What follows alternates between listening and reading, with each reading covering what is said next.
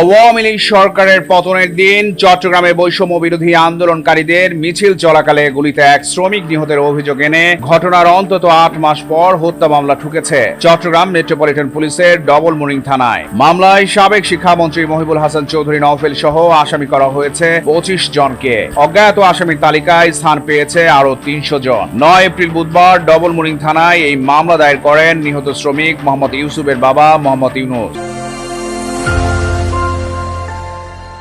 ৩৫ বছর বয়সী ইউসুফ হাটহাজারী উপজেলার পশ্চিম ধলই ইউনিয়নের বাসিন্দা ছিলেন।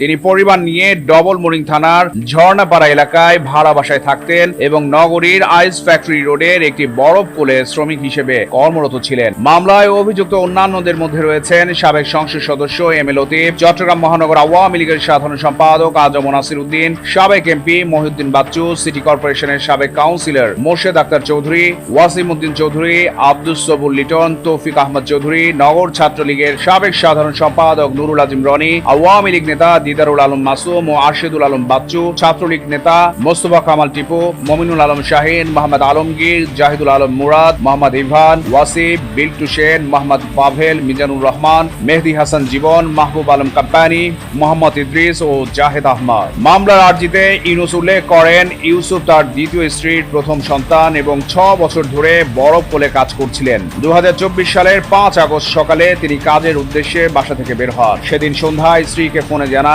তিনি দেওয়ানহাট এলাকার দোকানে বরফ সরবরাহ করছেন। রাত 11:30টার দিকে স্ত্রীর বড় বোনের মাধ্যমে পরিবার জানতে পারে বৈষম্য বিরোধী আন্দোলনের মিছিলে গুলিবিদ্ধ হয়ে ইউসুফ মারা গেছেন। ডবল মুরিং থানার ওসি কাজী মোহাম্মদ রফিক আহমদ বলেন, গত বছর একটি মিছিল চলাকালে ইউসুফ গুলিবিদ্ধ হয়ে নিহত হন। বুধবার তার বাবা মামলা করেছেন। মামলায় ২৫ জনের নাম উল্লেখ সহ ২০০ থেকে ৩০০ জনকে অজ্ঞাত আসামি করা হয়েছে। চট্টগ্রাম প্রতিদিন নিউজ ডেস্ক।